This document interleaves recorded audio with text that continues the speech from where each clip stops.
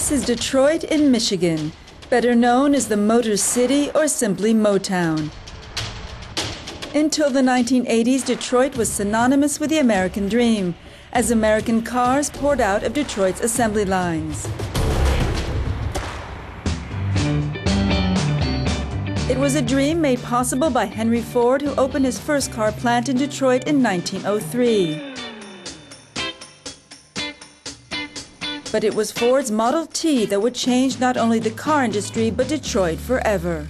The car really doesn't start to become a part of the American dream until the Model T is introduced and it finally becomes affordable for a family of a middle-class income to have a car. And even beyond the Model T, when General Motors comes around and starts selling cars on installment payments, and so people start to aspire to more expensive cars, and they become sort of a course through life, if you will, that as you get farther along you afford a better car, and then it really does become a part of the American dream.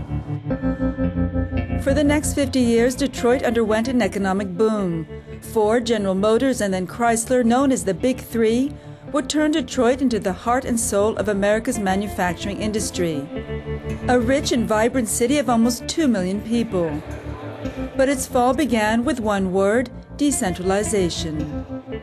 Detroit's demise, if you will, probably started in the 1950s or so, in that the companies really start to decentralize in earnest, rather than having one big company or manufacturing plant located downtown. They start building regional plants throughout the Detroit suburbs, which take a lot of the jobs and a lot of taxes out of the city and spread them out the area. And then beyond that, they start to build regional plants around the country. So I think that really starts to sort of tilt the scale toward the changes in Detroit that we see today. Over the decades, that tilt escalated with factories and jobs closing. And when the subprime crisis hit in 2008, it became clear that Detroit, like the U.S. economy, faced a dead-end street with its worst recession since 1929. It was also clear that America's car makers were in trouble. Record sale losses were posted. And the U.S. government did what it had never done before: announced an $85 billion bailout to save America's car industry. In the midst of a financial crisis and a recession, allowing the U.S. auto industry to collapse is not a responsible course of action. We cannot and must not, and we will not, let our auto industry simply vanish. 3 years later, the Obama administration is calling the bailout a success story. They claim not only over 1 million jobs were saved, but more than 200,000 were created. The companies restructured, Chrysler, bought out by Fiat, posted record sales. Much of the bailout money was paid back. GM moved its headquarters and its 10,000 employees downtown. Thanks to tax incentives, other companies are also moving here. Some say Detroit is getting a new economic lease on life, like this restaurant owner, Us Guli. Entree's a plate, it's like open face. As a business owner in the city of Detroit, I think it was a huge plus. If I'm not mistaken, last year they had the most profitable year GM did, all these jobs, what would have people have done? When you talk about 7,000 to 10,000 employees, how would they pay their house payment? How would they, the ripple effect would have been a lot worse than saving them, I think. Jack Fitzgerald was born and raised in Michigan. He had worked for the car industry when he was laid off in June of 2008.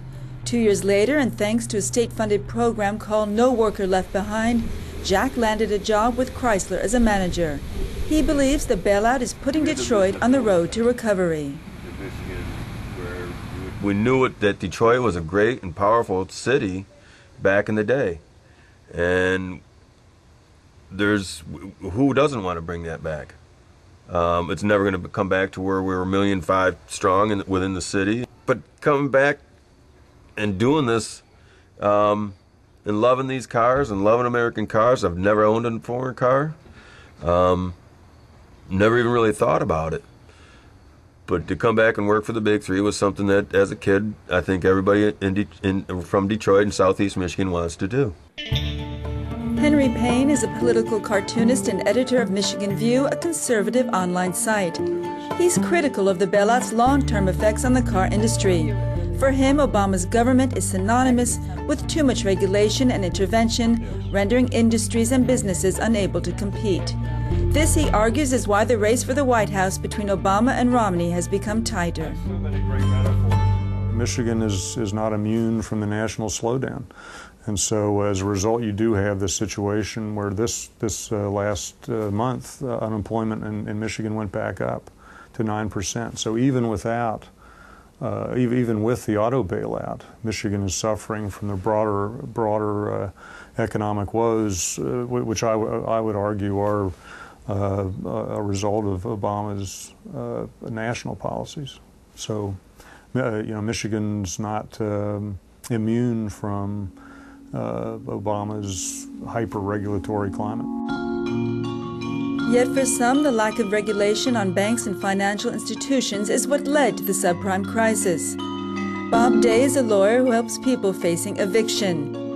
Here he takes us on a tour which makes it clear why Detroit is one of America's 10 emptiest cities.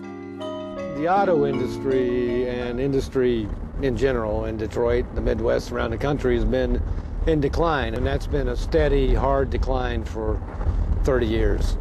But the last 5 years or so, with the real estate crash and the recession, it's really made things much, much worse.